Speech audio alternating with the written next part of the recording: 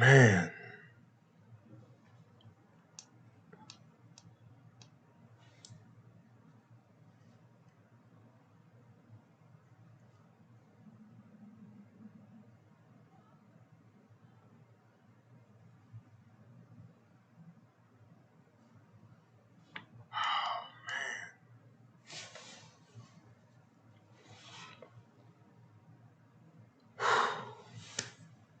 It's been a very long time since I've done this. It's been a very, very long time, man. And honestly, I don't know. I don't know what emotion to go with right now. I don't know how to feel right now. It's been 2 weeks. It's been 2 weeks. Honestly, it's been 2 weeks since I've streamed at least on here. But as y'all see, I've been consistent. I've been dropping video to video to video to video to video, mainly being reactions. But I'm still here. And if you can't tell based off of my channel, based off of this right here, like what y'all looking at right now, looking at me, a lot of things has changed. And in this 30 minute or it don't matter how long, I don't know how long I'm gonna do this for, but in this 30 minute whatever's, man, what's going on with y'all, man? Whew, it's your boy Jay Sean. You already know JX Sean. It don't even really matter, man. Call me Jay Sean, JX. It don't really matter, man. Just know that my name is Jay Sean. Jay Sean 1. You know that. Man, let me know how y'all doing today. Having a good day, afternoon, night. So let me know right down, man. As always, man, let me just ask y'all, how y'all doing? Take care of yourselves? Y'all are? Okay, alright, man. I see there's like a delay right now, but I ain't tripping on it. But man, let me know how y'all doing right now, man. Let me know. And also, same rules apply to anybody who's new. Subscribe, like, comment, share this all around. Share this to your family, share this to your mom, your buddy, your sister, your cousin, your auntie, your grandmother, your grandfather, your great grandmother, your great grandfather. Share this to your pet, share this to your dog, share this to your rabbit, share this all around, man. We're trying to grow here. We're trying to do something. We're trying to build a positive community over here. You already know the drill. You already know the drill, and you already know the freaking vibes, man. But I just want to give you all a bit of an update. I don't know if we're gonna make this as a video of itself. I really don't know, depending. Um, so I just kind of want to let y'all know what I've been up to, and let me know what y'all been up to too. But man, a lot of changes has happened within my channel. A lot of changes has happened. Like as y'all can see, I updated my new banner. I got rid of a lot of old videos, streams. Like I don't know if y'all know, if y'all can tell, if y'all knew. My channel originally had like 400 views. I mean, not 400, my fault. It had like 400 uploads. It had like damn near like 400 videos on there. And as of now, it has about 303, I'm assuming, videos left on my channel. Well, by the end of this, it's going to be 304. 303 videos on my channel. So a lot has went down, a lot has happened. And personally, I decided to take them down, get rid of them for personal reasons that I might not. I don't think I'm gonna go deep. Well, let y'all know, just I got rid of a lot of them because it was either because things I just didn't want. I did not want to represent on my channel. I feel like it didn't represent me and what I was trying to do, or just bad like some bad issues like internet connection problems or just like spamming. Like I didn't want that on my channel, so I got rid of them. And I did, and I also I redecorated my thumbnails on top of that as well. So like for anybody who's been here since day one, like y'all know how my thumbnails be like. Now it's completely different now, you know. And if y'all can like see right here, like actually also I got a Twitch. My fault, this side. I got a Twitch too, so go mess with my Twitch. I be streaming on there. If you want to see the earlier videos, earlier whatever content, I recommend watching my Twitch. And my Instagram is right here, TikTok over here. Fuck my TikTok and YouTube, or you watch me on the YouTube too right now. So you already know how that goes. You already know how that one goes. But man, yeah, it's been a while since I've done this. It's honestly been a while, but overall, I've been doing pretty good. I've been taking care of myself, and I've been seeing a lot of numbers. You know, I'm not about to go deep and deep, but I've been seeing a lot of numbers, like a lot of like positive numbers, like a whole lot lately, man. Honestly, I just want to say that, but I don't want to go brief about that. But other than that, I've been doing very very well, man, and I got some more videos coming out too, because man, I'm doing good, but there's some, but they got some videos coming out. All right, just stay tuned for that one. But overall, I've been doing very good. I've been meditating. I've been trying my best to eat the proper things to eat because I can tell you it's not easy, bro. But I've been trying my best. Same thing working out, getting back to working out because I'm trying to get that same intense. I've been trying to get that same intensity and stuff, and that ain't easy either. It ain't easy either. And another thing I realized, like things that's like really, really that you really, really want, it doesn't come easy. Things, my fault, no. Things that are worthwhile, it takes time. Like it's not easy. Because if it was easy, then it wouldn't be worthwhile. It would be pointless. It would be meaningless. You know what I'm saying? But honestly, I just want to talk to y'all again. Let me know how y'all doing. Let me know if y'all having a good day. Like, let me know what's going on with y'all too. I like doing these little talks with y'all, like just speaking my mind, letting y'all know what's going on. This basically like updates. Back in my older times with the channel, I used to do update one, update two, update three. This is technically like this is technically like updates, like sequels in a way. But overall, again, I've been doing good. I've been doing very, very well indeed, man. I just been trying to improve myself, just trying to. I just been grinding, really, man. I've been grinding on it. I've been grinding on anime. I've been grinding on games. I've been grinding a lot lately, man. I really have, and especially on YouTube, because that's my dream. That's something that I genuinely like. I like doing, and I've been like doing for a long time. I genuinely like doing it, man. But yeah, man, just that, and I've been stacked up on anime. I've been stacked up like that's. I can't wait till I drop that sequel. But I've been stacked up on anime, man. Like it's honestly crazy. I'm gonna let y'all know a couple. Because I took a big break from anime a while back, and since I came back, it's like I've been tuned in. It's like I just been.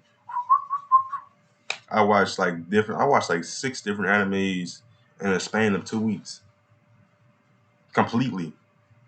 I watched like six animes in a span of like maybe 2 3 weeks, and they all like short animes too, so it's not like big. Like I don't got time for them. Like them like Bleach, One Piece. I don't. Man, it's gonna take me 2 decades. It's gonna take me 2 decades to watch One Piece. Like I do not got time for that. I'm not even joking. I do not got time to watch no One Piece. That's gonna take me 2 decades, maybe three. Don't knowing me, it might take 3 decades. Honestly, it might take three because nah, bro, I'm good. I'm good. Like it took me a year. It took me about not. It didn't take me a year. It took me a couple of months to finish Naruto complete. Unless you count Boruto, but then again, I don't even count. Boruto is his own thing. Like Boruto, even though it is, but at the same time, it's not. Boruto is his own thing, really. But games, I've been playing a game called Sifu. It's very good. It's a very good game, and I don't know, I might play with y'all. I might play that game with y'all. I might. I'm saying I might. I don't want to make no promises that I might not keep. I don't want to just, randomly say, "Oh, I'm gonna do this, I'm gonna do this, and do this," and not do the promise. I don't want to make promises that I'm not going to keep, honestly. But I might play the game in this stream. I might, but I might stream for a bit. I might stream maybe. I'm gonna try to 2 3 hours. I'm gonna try to. Again, do not mark what I'm saying because I might say this and then don't mark it. Do not expect me. You know. But again, man, overall, I've been doing well. Overall, I've just been doing pretty good. I've been challenging myself too. I've been trying to challenge myself, just improve myself in many ways. Social, like I've been trying a lot lately, man. But at the same time, trying to balance because, like, you know, you gotta have a balance, like in life and dream. You can't just play on the game. You can't just like do this, like do all this ratchet, like turn type stuff, and not take a break from it. Because I mean, naturally you are gonna take a break. That's just kind of how it is. Naturally you are gonna take a break, and when you do, it's gonna be a big break. It's gonna be a long break. Typically, yo, what's going on, Amir? What's going on with you, boy? What's going on with you, man? Let me know how you doing today, dude. But yeah, man, I'm back, yo. I'm been back. It's been 2 weeks, but I'm here, man. Actually, I've been consistent, and even behind the scenes, I've been consistent too. Like I said, a lot has changed with my channel, and I'm not gonna say too much, but a lot has changed. Literally, a lot has changed, man. My banner, a lot of my videos, a lot of videos is gone. A lot of my videos is gone now, man. Like, I felt like it was just time for them to go. I felt like it didn't represent my channel. I felt like it was either, well, what's the word I'm looking for? It's like either just I guess pointless. That might not be the word, but I guess kind of either pointless or just did not represent what I'm trying to represent. So I put them all the way to the garbage can. I put all that to the shadow realm. So I don't know who's gonna be able to find that, but it ain't gonna be me. I don't know who's gonna be able to find them old clips or them old videos, but damn sure it's not gonna be me. Cause like y'all know that saying, like they said, like that, like things that's deleted on the internet is never deleted. I don't know who's gonna find my stuff, but damn sure ain't gonna be me. I can say that again, bro. But other than that, I've been doing very well, man. I'm here. Like, let me know how you doing, man. I've been seeing you too. I've been seeing you grinding stuff, man. And I fuck with that and I respect that, man. And keep doing your thing. I really, really do. I like to see people. I like to see my people win, and I really do. You know, it makes me inspired. You know, so keep doing your thing. All of y'all keep doing your thing. But overall, I kind of just want to talk to y'all for a bit. Is there anything else I want to talk to y'all about while I'm here? Is there anything else I want to say before I transition? Is there anything else I want to tell y'all? I don't think there is. Well, love yourselves. Love yourselves. Take care of yourselves. Yourself's more important than anything. Make sure that you own your stuff. Forget like negativity. Another thing I've been realizing, like negativity, like that's kind of how it is. Like negativity is a part of life, man. But the thing about negativity, you can't let that get to you. You can't let it fuck. You can't let it. If you are a positive energy, like positive person, if you have positive aura around you, do not let that negative auras or negative energy tamper with your aura, with your energy, because it will. I'm telling y'all, it will. Like, and there's so many coping mechanisms for that. Like meditation for one, eating right, going outside, walking. There's so many coping mechanisms for that. You know what I'm saying? So like, don't let that shit get to you. Like honestly, don't let it get to you. Like, and basically, what I'm trying to say, because I'm trying to say a lot of things right now, but like, just accept it. That's just how it is, man. Like, don't try to like deny it. Like, trying to, oh, it's not. No, no, no. Like, accept it. If that makes sense, like accept that shit, dude. Because honestly, like, there's gonna be positive people that you're gonna meet and encounter in your life, and there's gonna be negative people. There's gonna be people who's not gonna mess with you, people who's just gonna hinder you from what you're trying to do in life, and people like that you gotta get away from. Like, just ignore them. The best way to handle somebody like that is ignoring them, because that's gonna hate. Like, they're gonna hate that. They're gonna be like, damn, I'm not getting in your head. People like that, you gotta ignore it. People like that, you can't let that affect your energy. Because that will affect you, and then you're gonna end up turning up like them. Like people feel like that, people like negative like that, like toxic for a lot of reasons. Maybe they're insecure, maybe they hate them, like maybe something happening with their family, maybe something happening in their personal life. We don't know. That's the same, like we don't know. So, just oh yeah, there is some videos I want to watch with y'all. But yeah, basically, man, at the end of the day, do not let that shit get to you. Do not let that tamper with your energy, bro. If you're a positive person, continue to be that and grow on that. Grow in yourself, build yourself, man. Do not mess with that negativity. But at the same time, accept accept that it's here. Like, accept it, because that's just how it is in life. And don't let it fuck with your energy. Serious. But yeah, man, that's kind of all I want to talk to y'all about. That's really what I want to talk to y'all about. So yeah, we about to make that transition now. Another thing, bro, I see a lot of streamers like be streaming like this. Hold up, let me show y'all. Be streaming like this, but nigga, I'm built different. I'm stream like this. Like, I don't see too many people stream like this, bro. I know a guy named Bruce dropped them off.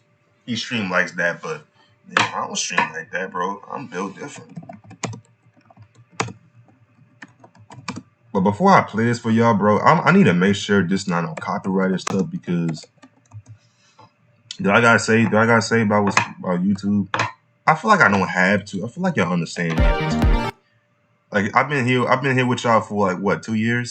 I've been here for 2 years. I think y'all understand me at this point. I think y'all might understand me. Man, I'm about to watch Dead. Hold up. Let me not spoil you. Let me not spoil you for y'all.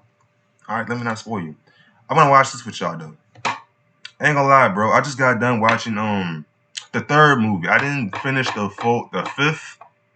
I haven't watched the fifth movie yet, but I've seen the first movie, the second movie, the third movie, and the fourth movie. The only one I haven't seen yet is the fifth movie. And not bad, not hitting the spoilers from y'all, because if y'all do, y'all gonna feel my wrath. I hate any spoilers.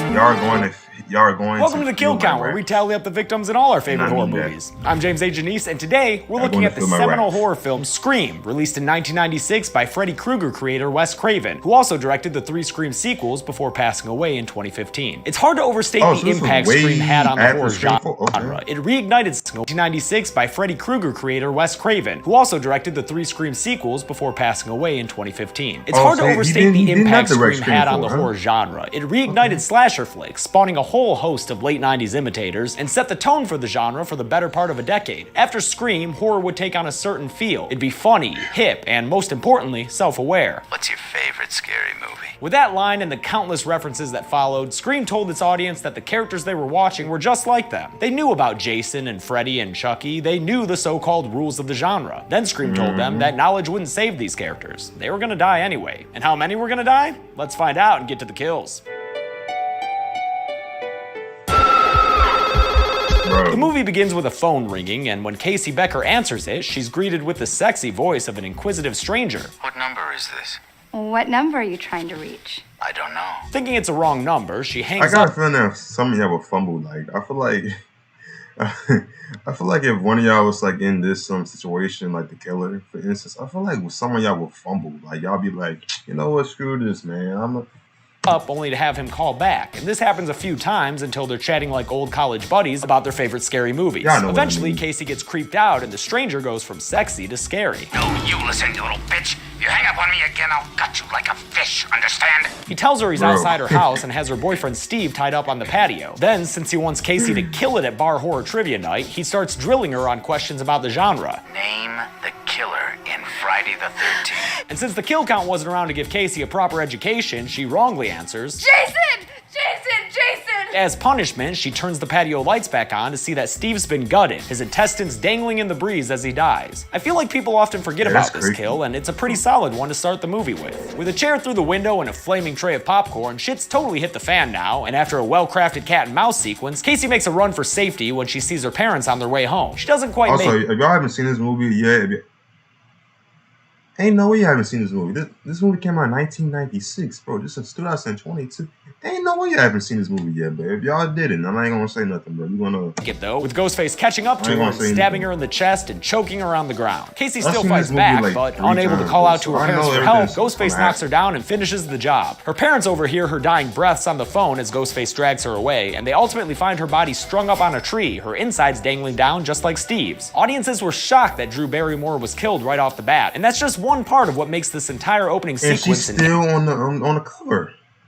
But then again, I kind of know a bit of the origin of his... Instant classic. Hard to beat this kind of kickoff. Next we meet Sydney Prescott, who's into MS-DOS and her super fucking oily boyfriend, Billy Loomis. Seriously, dude, wash that hair. They're having some intimacy problems because Billy wants to get it in, but Sydney isn't feeling it. Probably has something to do with the fact that her mom, Maureen Prescott, was raped and murdered 1 year before this. So yeah, Billy, maybe some things are more important than getting a nut off. Everything is crazy at school the next day, with local reporter Gail Weathers reporting in her finest dirty highlighter-colored dress. Sid's best friend Tatum catches her up about the murder, and Tatum's brother Deputy Dewey helps interview Sydney in the principal's office. Principal Himbry's all like, "Hey, let me touch your chin all weird." But other than that, the cops are sympathetic to Sydney since, you know, that awful fucking thing that happened to her mom. After school, Sid and her entourage hang out by the town's tribute to the Friends Fountain. In addition to Billy and Tatum, there's Tatum's boyfriend Stu, played by Matthew Lillard, who gives it 110%, and Randy Meeks, the geeky guy who's obsessed with horror movies. They treat the murders with about as much respect as high schoolers. They did my boy Randy so bad, bro. Like they did my boy Randy so bad in the sequel, bro. So bad. Treat most things. Did you really put her liver in the mailbox? Because I heard that they found her liver in the mailbox. Liver alone. Ow, liver. It was a joke. Sydney goes home and takes a little couch nap until she's awoken by a phone call with our sexy voice stranger. Scary night, isn't it? Gotta be with the murders and all, it's like right out of a horror movie or something. Then the movie just fucking goes for it and has him attack her in her own home. He almost gets her too, but she fights back because, as we'll find out throughout the series, Sidney Prescott don't take no shit. She does run up the stairs, however, despite having just given a long-winded criticism of that trope in horror movies. What's the point? They're all the same. Some stupid killer stalking some big-breasted girl who can't act, who's always running up the stairs when she should be going out the front door. It's insulting. See how self-aware this movie is? Meta! She locks him out of her room and hits up 911 on her computer, which I guarantee... I think that's why people like it, because like it's not so stereotypical compared to like... Not a single damn person did in 1996 before Ghostface suddenly disappears. He does that a lot. Billy shows up at her window with some excellent suspicious timing and then drops a cell phone. Since this was before we ever had a term like smartphone addiction, Sydney is frightened and confused by Billy's technology, and he gets arrested under suspicion of being a witch. I mean murderer. Gail Weathers shows up a bit too late for any action, and we find out she is not a very nice lady. I know that you're about 50 pounds overweight, but when I say hurry, please interpret that as move your fat tub of lard ass now! The sheriff interrogates Billy and his werewolf-looking dad, and the whole thing becomes a media circus, causing a confrontation between Gal and Sydney, during which Sid brings up the book Gal's been writing about her mom's murder. I'll send you a copy.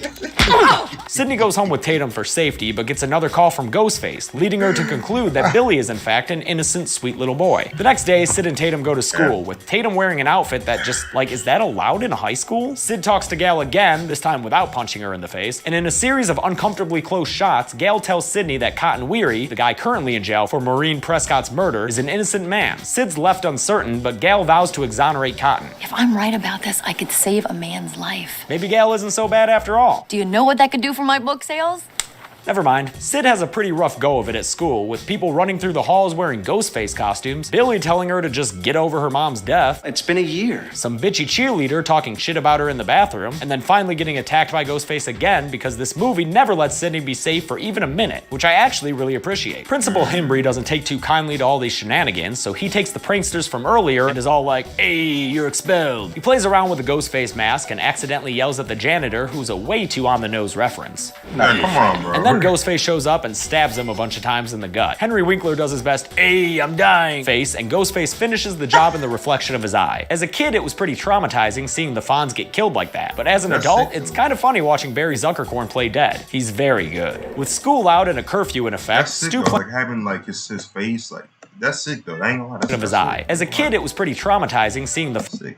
Fonz get killed like that, but as an adult, it's kind of funny watching Barry Zuckerkorn play dead. He's very good. With school out and a curfew in effect, Stu plans to have a party, because the best thing to do with a serial killer in town is to get a bunch of high schoolers drunk. He chats with Randy at the video store, telling him that he suspects Sydney's dad is behind all the kills, while Randy freaks out about how the killer could be anyone. Everybody's a suspect! Okay, dude, not so loud, alright? Randy's money is on Billy, though, who pops up and grabs him by the shirt. He and Stu get all up in Randy's grill, touching his face and being weird and acting exactly like you'd expect a serial killer to act. Night comes and everyone heads to Stu's party. I mean, like, it was so telling though. Like, honestly, like, how people didn't get in the first time, like, I don't know. Like, I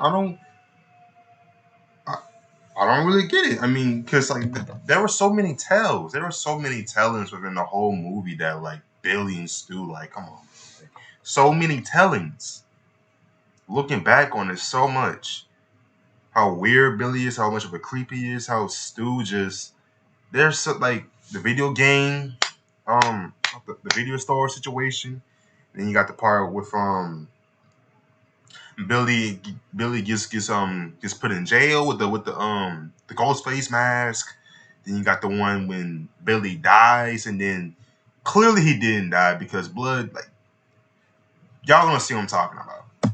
Giant fucking farm mansion. It's so bumping that even Gal and Dewey are there, making eyes at each other so effectively that Courtney Cox and David Arquette ended up married in real life after meeting on this film. In movie, it turns out she's using him, though, to get inside the party and plant a camera in the living room. Yeah, Gal, maybe it's not the best idea to be in possession of hidden camera footage at a drunken high school party.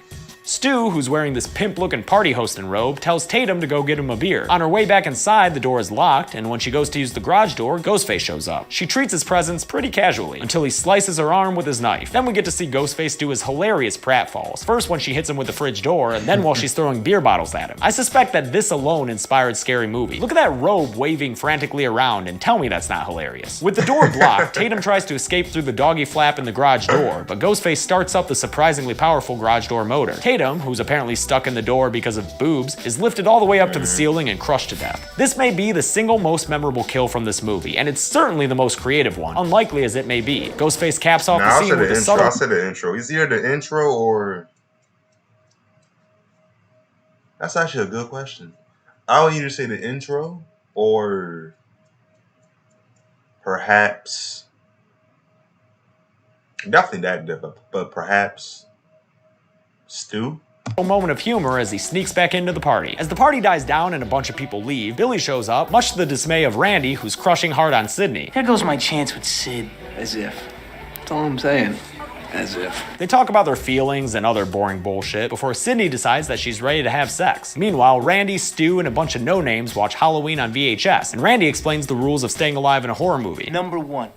You can never have sex. Number 2, you can never drink or do drugs. Number 3, never, under any circumstances, say, I'll be right back. They're interrupted by the news that Principal Himbry is dead, so everybody except Randy runs off, almost hitting Gale and Dewey in the process, who jump into a ditch and use the opportunity to finally just make out already. Jeez. They also find Sydney's dad's car, and since he's been kind of a suspect this whole time, they hold hands and run back to Stu's house. Sydney and Billy are cleaning themselves off after sex when Ghostface shows up and stabs Billy in the chest a bunch of times. Sid escapes through the upper story window where Ghostface knocks her down onto a boat in the driveway. She finds Tatum's body stuck in the garage and runs off to find help. Meanwhile, Randy's still vegging out on the couch watching Halloween. Ghostface comes up behind him, giving Jamie Kennedy the opportunity to be super extra meta. Jamie, look behind you. Behind you, Jamie. Jamie, turn around. Before Ghostface kills Randy, he gets distracted by Sydney screaming for help. The only person around is Kenny, Gale's cameraman, but before he can be of any use, Ghostface slits his throat. Sorry, Kenny, you didn't deserve the abuse you got from Gale, and you never lived long enough to do that sweet Silent Bob cosplay you were always talking about. Sydney escapes Ghostface through this fun-looking van tunnel, and now everyone's just scattered to the wind. Sid's running around, Dewey's back at the house, and Gale finds Kenny's blood on her van. When she goes to call for help, she gets surprised by Randy, who she beats down with the phone. Then she tries to drive off, but she gets distracted by Kenny's blood on the windshield and his body on the roof of the van, as well as Sydney running out in the middle of the street, which causes Gale to veer off and crash into a ditch. No Dewey to make out with this time, Gale. Sydney comes back to the house to find Dewey stumble out the front door with a knife in his back. Sucks, Deuster. Ghostface follows and attacks her, trapping her in a police car where she tries to call for help. When Ghostface attacks Sydney again, she fights back, escapes, and he disappears, which is a sentence I've said like 5 times already this kill count. Sydney grabs Dewey's gun and isn't sure who to trust, Randy or Stu, before making an equal opportunity decision. Fuck you both! She locks them both out of the house, and then she sees that Billy is still alive. Cool, just don't injure yourself any further, Billy. Oh, okay, yeah, just, all right. You good? Billy lets Randy in the house, and then here comes the twist. He shoots him. Bam! Jamie Kennedy down. What's up with that, Billy? We all go a little mad sometimes. Was that a reference? Anthony Perkins, Psycho. Okay, we understand you guys know horror movies. You're being a little extra. Billy reveals his blood is corn syrup, and Stu shows up and shows off the voice changer they've been using to make their voices all sexy. And then they spend a good long time mentally torturing Sydney in the kitchen as they reveal everything, starting with the fact that they were the ones who killed Maureen Prescott. That woman was a slutbag whore who flashed her shit all over. That's what we think. Town like she was Sharon Stone or something. Yeah, we put her out of her misery. Because let's face it, Sydney, your mother was no Sharon Stone. Billy explains that Sid's mom was sleeping with his dad, which caused his mom to leave his family. They framed Cotton Weary for Maureen's murder, just like they plan on framing Sydney's dad for all these murders. To seal the deal on their alibi, they agree to have a little fun time stab around, although Billy takes it a little too far. Now, this scene is when Matthew Lillard throttles his performance into the red zone. Sometimes it works. I'm feeling woozy here. And sometimes it doesn't. Because let's face it, baby, these days, you gotta have a sequel. But I think it works more often than not, so thank you, Mr. Lillard, for whatever that is that you're doing. They get interrupted by Gale Weathers, who now has Dewey's gun, but when she forgets to take the safety off, Billy kicks her out onto the porch. He doesn't kill her right there, though, because he's a huge fan of Friends and just needs to see if she'll end up with Chandler in the next season. Sydney takes the opportunity. I would have rather... Man, opportunity to get away, teasing the killers with a phone call that really pisses off Billy. Fucking hit me with the phone, dick! See, that time it worked. One more. My mom and dad are gonna be so mad. Yeah! She pops out of the closet and beats Billy down with an umbrella before Stu charges at her and they have a little wrestling match. She eventually subdues him with a vase to the head, then kills him by dropping a TV on his face. It's funny how this kill wouldn't really work nowadays with all our light-ass LED TVs. See? Technology makes us safer. Randy comes to just in time to get punched in the face by Billy, who tackles Sydney and raises his knife to stab her before getting shot by Gale, who, really, Billy, you probably should have killed out there on the porch. Randy tells them about the classic horror movie ending trope. Careful.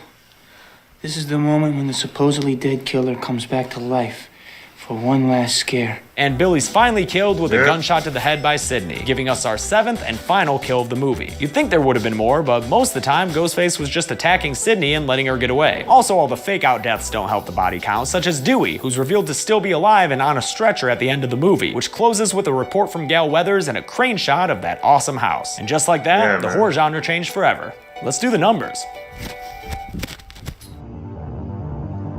7 people died in Scream, kind of low for a slasher, but this was more about the whodunit anyway.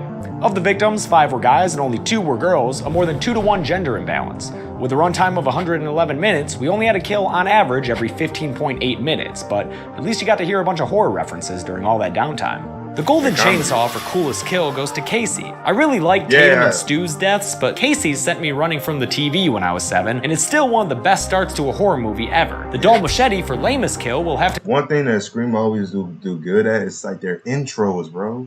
From 1 through 4. Always their intros. Well, maybe not 4. To go to Principal Himbry. A couple of gut wounds and an off-screen finish just don't compare to the other kills here. And that's it! Released in 1996, Scream is probably one of the most important horror movies ever made, and that's a fact whether you love it or hate it. Make sure you subscribe if you like this video, and I'll see you next week for Scream 2. Until then, I'm James A. Janice. This has been The Kill Count. Hey guys, thanks a lot for watching. Y'all Scream 2. Welcome to The Kill Count, where we tally up the victims in all our favorite horror movies. I'm James A. Janice, and today we're looking at Scream 2, released in 1997, less than a year after the original smashed all expectations with audiences and critics alike. Writer Kevin Williamson and director Wes Craven returned to make a Scream sequel that commented on horror sequels much like the original commented on the genre in general. With them came the entire surviving cast and a much bigger budget since the original proved to be such a hit. In this film, Sidney Prescott has moved on to the fictional Windsor College in Ohio and is having a hard time moving past the events of the original since Hollywood just had to go and make a movie about it. Scream 2 is similar to the original in terms of tone and quality, but based on the rules of a sequel that Randy gives us, it does have a slightly higher body count. How much higher? Let's find out and get to the kills. Scream 2 has a similar opening to the original, killing an established actress to kick off the movie. This time it's Jada Pinkett Smith playing Maureen Evans, a chick who is not excited about the new movie Stab. It's a dumbass white movie about some dumbass white girls getting their white asses cut the fuck up. Her boyfriend Phil convinces her to see it anyway, so they settle in and watch scenes that are a carbon copy of the original film, only with Heather Graham as a fictionalized Casey Becker. Phil heads to the bathroom, only to find the urinals occupied by a couple of nice ghost faces, so he steps into a stall where he overhears some weird noises from the next toilet over. Why? What do you expect? Like, you coming into a movie theater set, right? Like, based off of killings that took place a year ago. Like, of course somebody was going to get stabbed. Like, the amount of people who was there, somebody was going to get stabbed. Like, somebody was going to take it seriously and somebody was going to get stabbed. Like, what did you expect? When he puts his ear closer for a better listen, mean Ghostface stabs Phil through the partition, who bleeds out his mouth and slinks down to his death. If the stab wound didn't kill him, the infection from lying on the bathroom floor like that probably would've. Ghostface sits down next to Maureen, and after she cowers against his shoulder, she finds blood on his jacket. Then he unsheathes his knife once more and stabs her in the stomach. She stands up and tries to get away from the killer, but he follows her, repeatedly sticking her in the back and the side as the audience obliviously cheers around her. She stumbles up to the stage in front of the screen and lets out a howl before falling back and dying in front of everyone. It's sad that she got killed because people weren't paying attention, but I will say it'd be kinda dope to be in a theater with that many people going balls crazy over a horror movie. After our title card pops up with a slash, we're reintroduced to Sidney Prescott, who has now learned how to use caller ID to ward off people fucking with her. She and her roommate Haley find out about the movie theater murders on TV, and reporters swarm her because of the connection. At Sydney's same college is Randy Meeks, who has a debate in his film class with new characters Cece Cooper and Mickey Altieri. There they argue about the merits of sequels, which is really just an excuse for the characters to be self-aware and borderline meta. Stab 2? Who would want to do that? Sequels suck. The entire horror genre was destroyed by sequels. The murders attract Deputy Dewey to town, who's limping around way outside his jurisdiction. The sequel is never better than the original. Never. Then again, unless you Shrek 2. Or Madagascar 2. Or Kung Fu Panda 2. Huh. check in on Sydney and make sure she's okay. The media circus also stirs up Gale Weathers, who blows into town with a new cameraman named Joel, since her last one got his throat slit. She gets some lavish praise by local reporter Debbie Salt, played by Laurie Metcalf, with just the perfect amount of crazy in her eye. Gale hits up Sydney and pulls a real frenemy move by confronting her with Cotton Weary, recently exonerated from the crime of murdering Sydney's mom Maureen. Cotton just wants to make amends, but Sydney ain't having it, so she backslaps Gale to the ground. Guess they're not gonna be BFFs anytime soon. Also not in the mood to BFF Gale is Dewey, who's upset about the way she wrote about him in her book. Page 41. Deputy Dewey oozed with inexperience. Yeah, well, maybe quit making all those weird faces and you'd get more respect, Dewey. That night, there's a big old sorority house party where a very young Portia de Rossi and her sorority sister Rebecca Gayhart try to recruit Sydney to the hashtag Greek life. House sitting another sorority by herself is Cece, who gets a call from a familiar voice. Hello. As can be expected, the call turns into harassment. Do you want to die tonight? If y'all know Doofy, if y'all know where that's from, y'all really. And while Cece chats with another sorority sister, Ghostface slips in through the front door. He attacks Cece and chases her up multiple staircases where she throws plants and bicycles at him before he catches up to her and throws her through the glass door onto the patio. He stabs her a bunch of times in the back, then lifts her up and tosses her several stories down to the concrete ground, giving us our third kill of the movie. If only she had trained to slay Ghostfaces too. The party that Sydney's at is cut short when everyone hears about— I swear, like, y'all need some boxing lessons. Like, I swear, like, the amount of times that a Ghostface has killed people, like, y'all need some lessons, I swear, like, y'all need a Bruce Lee and Mike Tyson on your side or something, man. Like, and it's not hard either, because literally, like, dude, like, Ghostface is a person. That's what makes these movies so scary, is because it's realistic. It's realistic. It can be anybody. It can literally be anybody. It can be you. It can even be you. It can be you. That's what makes these movies so freaking scary, because, like, it's so realistic. It can be anybody. Ghostface is a person. A very bitter person, but it's a person. Anybody can play as Ghostface. Anybody can. Literally, dude.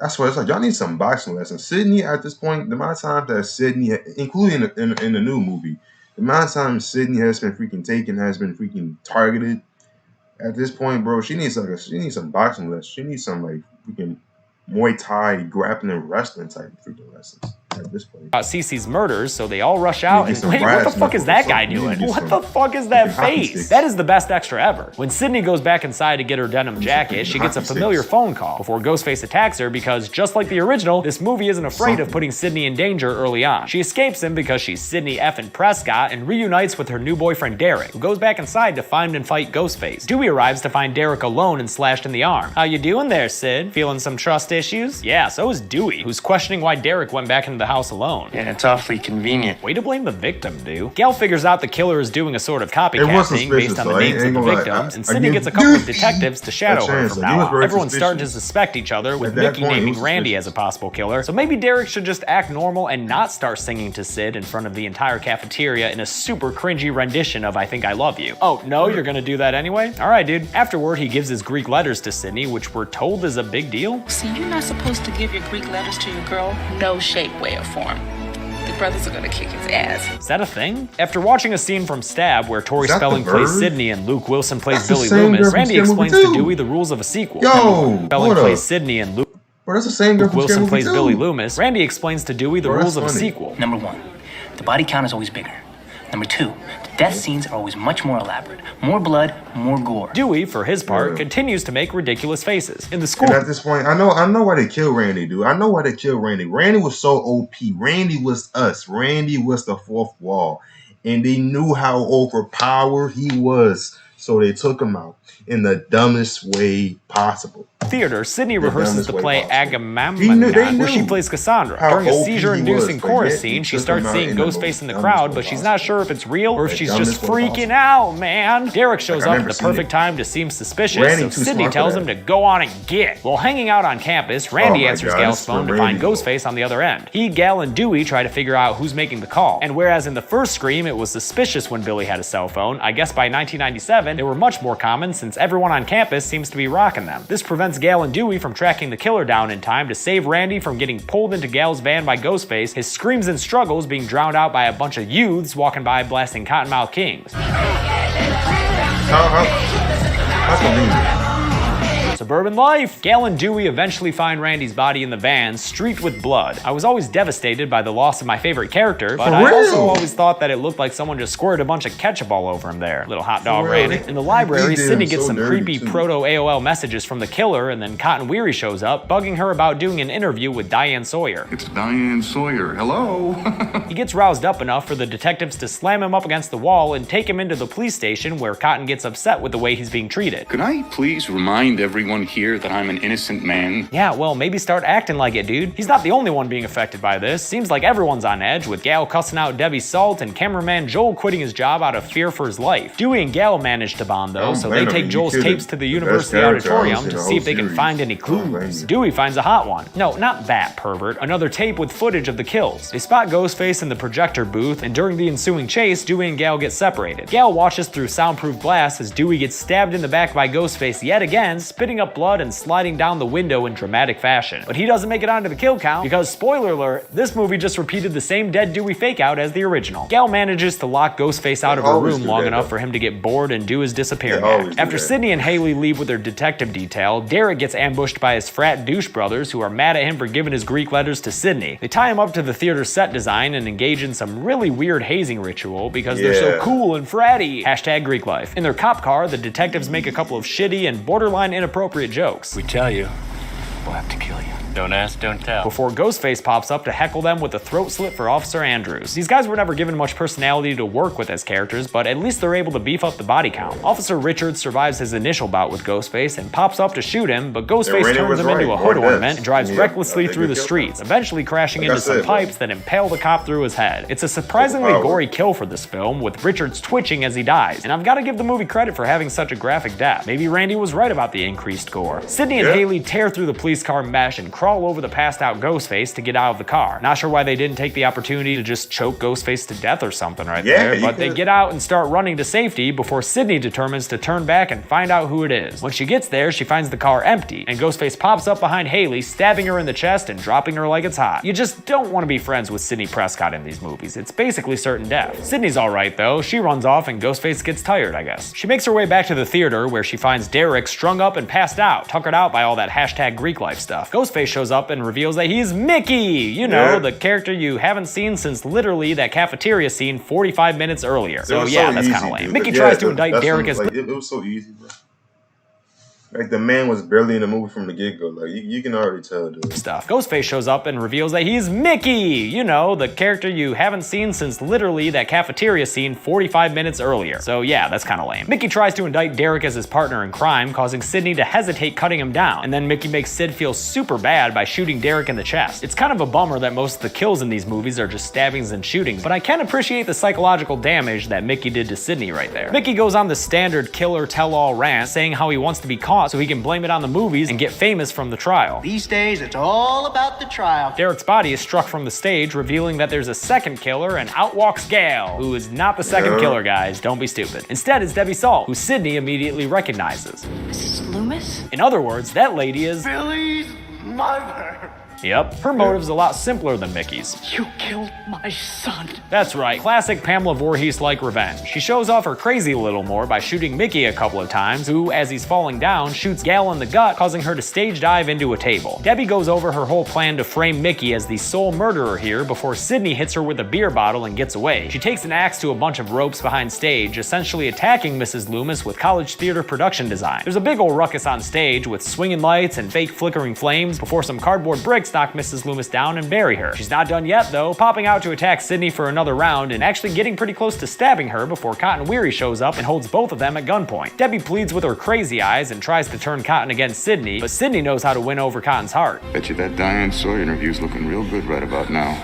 Consider it done. Can't beat Diane Sawyer, Deb. Cotton shoots Mrs. Loomis, and this actually does kill her, if you couldn't tell by Laurie Metcalf's exquisite dead body face right there. That's a decade of Roseanne acting paying off in a big way. Still, the survivors are a little concerned. I always come back. And rightfully so, since Mickey pops up like a whirling dervish before the ladies shoot the shit out of him, finally killing him for real and giving us our 10th and final kill of the movie. Sorry, Mickey, if you had played dead a little bit longer, you might have been able to just sneak out of there after they left. Just to be safe, Sydney puts one more bullet straight into Debbie Debbie's forehead. I'm glad you're safe here, Sid, but I am a little concerned about that kind of overkill. Once again, the movie ends with Dewey alive and wheeled out on a stretcher, this time Gale going with him instead of filing a report. Sydney directs a gaggle of reporters over to Cotton to give him the fame he so desperately desires, then walks off into the quad, content with a job well done in a pretty solid sequel. What do you say we get to the numbers?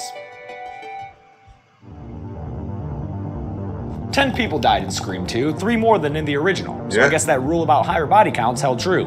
6 of the victims were male and 4 of them female, giving us a bit more balanced gender distribution than in Scream 1. With a runtime of 2 hours flat, we got a kill on average every 12 minutes, which is also a bit more frequent than in the original. I'll give the golden chainsaw to Officer Richards. He didn't have much of a character, but his death was so much more graphic than anyone else's in the film. The little twitching almost makes you feel for the guy, and the various angles we see it from just drive home the fantastic practical effects. Dull machete for lamest kill goes to Derek. Pretty hard to get more unimaginative than a single slug to the chest. And there you have it. Released in 1997, Scream 2 is a surprisingly solid follow-up to the genre-changing original, with everyone in the cast and crew excited to make it, despite some frantic production issues. Next up, we'll be looking at Scream 3, which had even more production problems and was not so solid of a sequel. But until then, I'm James A. Janice.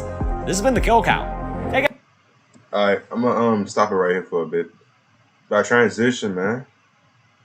But man, yeah, that was crazy. Like, bro, like honestly, my favorite, hold up, y'all. My favorite Scream movie, if I gotta pick, honestly, from all the ones I've seen, because the only one I haven't seen is the newest one. If I gotta pick my favorite movie, my favorite one might be Scream. It's definitely not the third one. It's not third. It's not the fourth. It's between the first movie and the second movie. That is what it's between. I'll probably pick the first movie. Yeah, I'll probably pick the first movie because for one, they got Shaggy in there. 2, Randy was alive. And 3, just overall the story was a lot better. The production, I mean, the character, like it was done better. Even the kills, like it was done a lot better. Like it was more like, what's the word? More creative. That's basically what it was. So it's very creative, very new for its time, and a very impactful film. Scream 2 was a good movie too, a very good movie, but it didn't have that same impactful, the same like if compared to the original. Toy better not, man. Hey guys, Ash here with Watch Mojo, and these are the top 30 best Naruto fights as part of every Naruto battle ranked. For this list, we're going to be looking over the best of all of Naruto's major fights in the franchise that bears his name. If there's a Naruto fight you can't believe isn't on our list, find your ninja way down in the comments. And as always, if there is a Naruto list you want to see in the future, go to my Twitter at AshJBo and let me know. Number 30, Naruto and Iruka vs Mizuki. It's only fitting that we begin at the beginning. After Mizuki tricks Naruto into stealing a forbidden scroll, Naruto learns his famed shadow clone technique.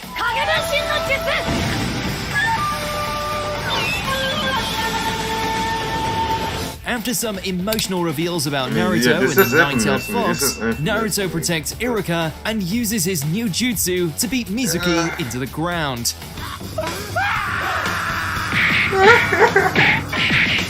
Boy crying. Number 29, Naruto and Sasuke's Rooftop Skirmish. This little conflict isn't a major battle for these two rivals, but it's worth noting. With Sasuke jealous of Naruto's newfound strength, the duo decide to have a scrap on the roof of a hospital.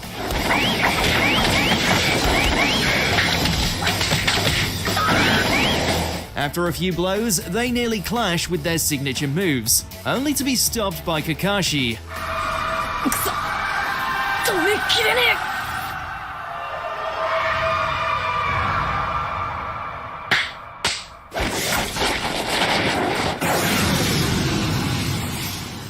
Number 28, Bell Test Round 2. Okay. Naruto and Sakura's second attempt to steal bells from Kakashi sees them both much improved. It's a great showcase for their new strength after the time skip.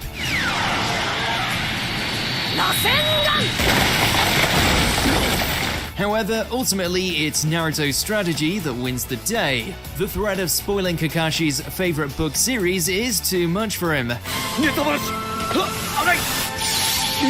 Number 27, Naruto vs. Kimimuro. While in pursuit of Sasuke, Naruto must fight Kimimuro, a powerful martial artist who can manipulate his own bones.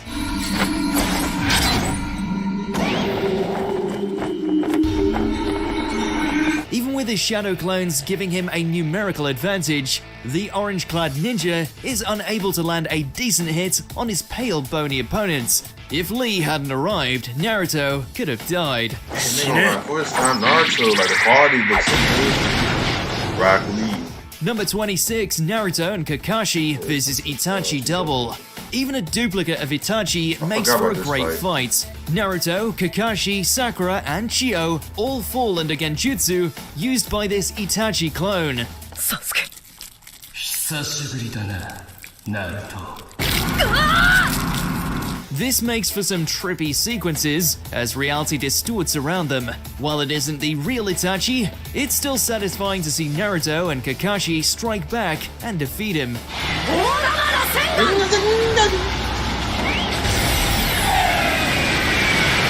Number 25, Naruto and Kakashi vs. Deidara. After a lengthy pursuit, Naruto and his sensei retrieve Gaara's body from this explosive-obsessed member of the Akatsuki.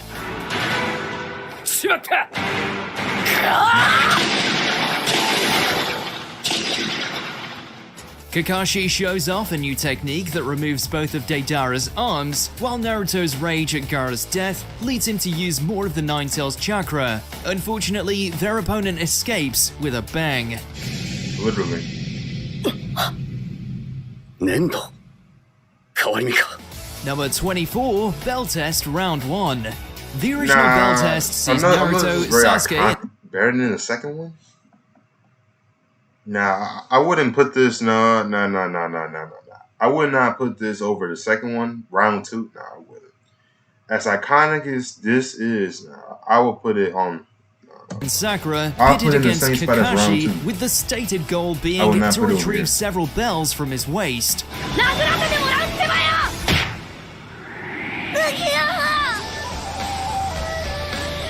Naruto and the others try to do this alone, and Naruto suffers one of the most embarrassing losses. 1,000 years of death is probably how long it'll take to forget this humiliation.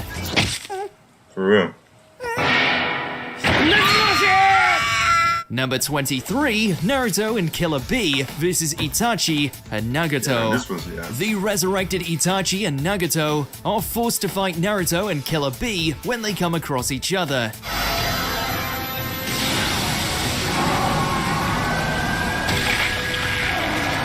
Itachi manages to free himself halfway through and helps them. Despite the strength of those involved, it's a fairly quick battle, but still a fun one all the same, offering closure between Naruto and Nagato.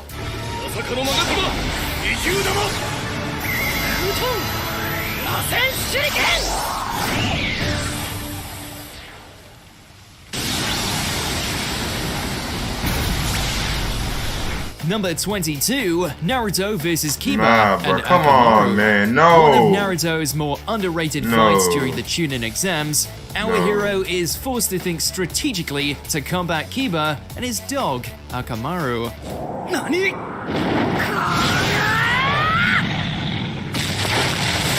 Even so, we understand why many don't rate it highly. Naruto tricking Kiba into attacking his partner is great, as is the finisher, but the whole fart gag does make it hard to take seriously. For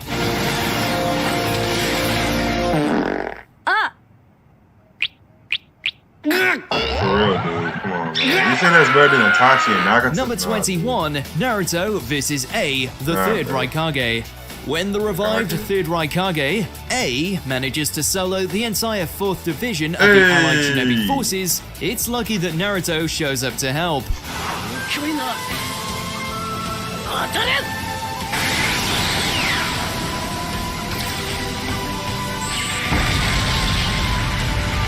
Even though his wind-style attacks are meant to be effective, A's legendary durability remains unbroken. That is, of course, until Naruto figures out that the late Raikage's only scar was self-inflicted. It's a nice bit of strategy.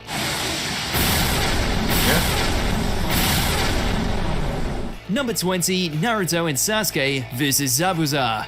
With Kakashi trapped and drowning, Naruto and Sasuke team up to fight Zabuza and free their sensei. Although Naruto is clearly overmatched in combat against a veteran like Zabuza, he comes up with a clever plan. By disguising himself as a shuriken, Naruto gets the drop on the rogue ninja, forcing him to release Kakashi. It's a clever plan and shows the knucklehead is smarter than he looks.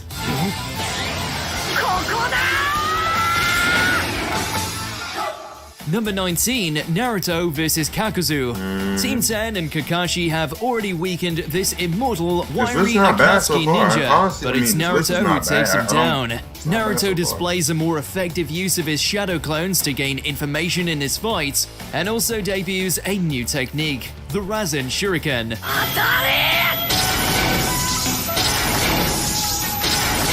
With this powerful but dangerous move, he cuts the strings on Kakuzu for good.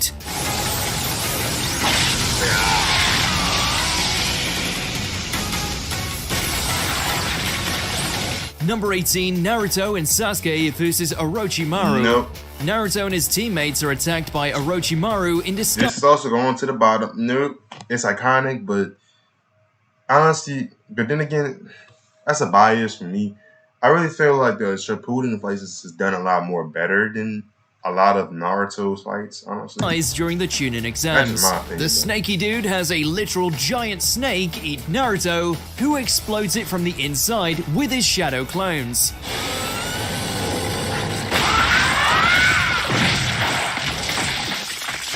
Although Naruto gets taken out by Orochimaru, he still manages to inspire Sasuke, albeit after punching him and flexing on him.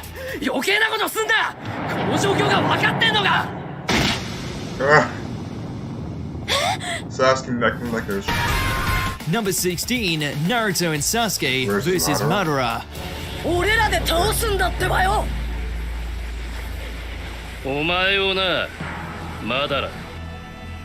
While they've been fighting against him for most of the war arc, it isn't until near the climax that Sasuke and Naruto battle Madara Uchiha directly. After gaining new powers from the Sage of the Six Paths, the two rivals are able to damage the revived, near-godlike shinobi. Unfortunately, they don't take him out. With a more satisfying conclusion, this might have ranked higher.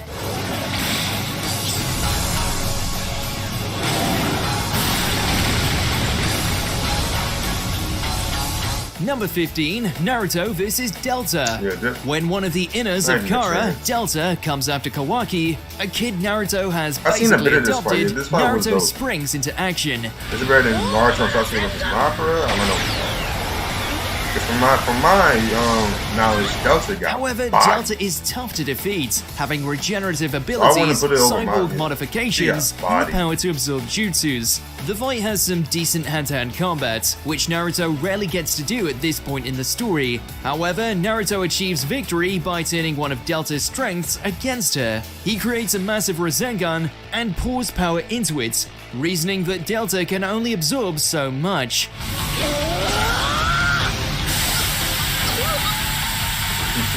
By exceeding her limits, Naruto overwhelms her and teaches her you don't mess with his family.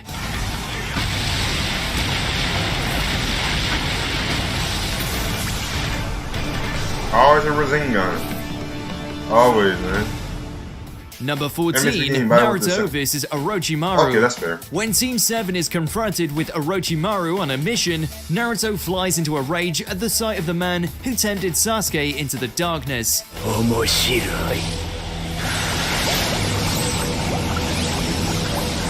Naruto draws on the Nine-Tails chakra and becomes completely bestial. His opponent is equally monstrous as Orochimaru, deprived of most of his abilities, uses his snakes to terrifying and disturbing effect. This battle sees Naruto at his most animalistic, and the savagery makes it quite the spectacle.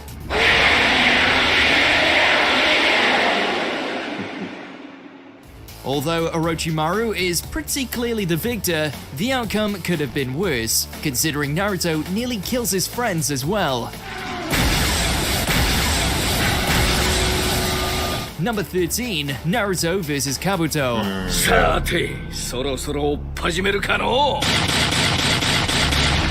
Caught in the middle of a battle. Yeah, I'm actually gonna end up right here. I'm gonna end up right here actually. But look, y'all, man. Honestly, look. Next time I stream, I'm gonna come back and I'm gonna finish both of them. I'm gonna end up right here. See, good thing I didn't say I was gonna stream for a long. Good thing I did not say that. Good thing I didn't.